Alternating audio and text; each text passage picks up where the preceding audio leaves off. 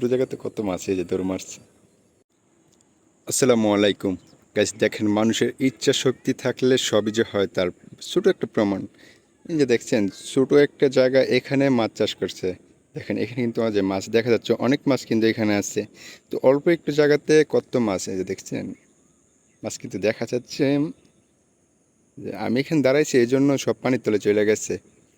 তো এই যে এটা কিন্তু একটা ধান ক্ষেত, ধান ক্ষেতের মাঝে অল্প একটু জায়গা রাখছে, এখানের মাঝে মাছ চাষ করতেছে। চাইলে কিন্তু পুরোটার মাঝে ধান ক্ষেত করতে পারতো, কিন্তু দেখেন এই যে ওই পাশ থেকে এইটুকু চিকন করে জায়গা রাখছে, এই যে এইটুকুর মাঝে মাছ চাষ করতেছে। মানে এই মাছ চাষ করাটা, এটা আমি 4 বছর মতো হবে, আমি 4 বছর যাবত দেখতেছি এরকমই। তো এই যে অল্প একটু জায়গাতে রাখছে মাছ চাষ করার জন্য, আর সামনে যে ধান ক্ষেতটা দেখতেছেন, এটাতে সবসময় এরকম ধান ক্ষেত করে, আর এইখানে জায়গা রাখছে।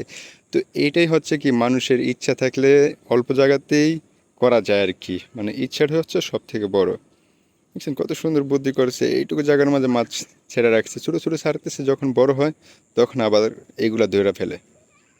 এই যে পানির তলে কিন্তু মাছগুলো দেখা যাচ্ছে, কিন্তু মোবাইলে এত একটা ক্লিয়ার দেখা যাচ্ছে না। আমি এখানে দাঁড়াইছি এই জন্য সবগুলো পানির তলে চলে গেছে, দেখতে পাচ্ছেন। এখানে কিন্তু আবার খাবারও দেয়, মাছগুলোকে খাবার দিয়ে খাবার খায়। কত সুন্দর সিস্টেম, জায়গাটা দেখেন কত সুন্দর। যখন এখানে বর্ষার সিজন থাকে তখন কিন্তু এখানে আবার পানি ওঠে, যখন পানি ওঠে তখন এইটার মাঝে আবার জাল দিয়ে দেখছি, বেড় দিয়ে দেয় যেন মাছগুলো না যেতে পারে। মাছগুলোর সাইজ কিন্তু মোটামুটি ভালো বড় হয়েছে, তার আগে আমি দেখে গেছিলাম অনেক ছোট ছোট, এখন ভালো বড় হয়েছে মাছগুলো দেখা যায়। এই যে পানির তলে দিয়ে হাঁটতেছে।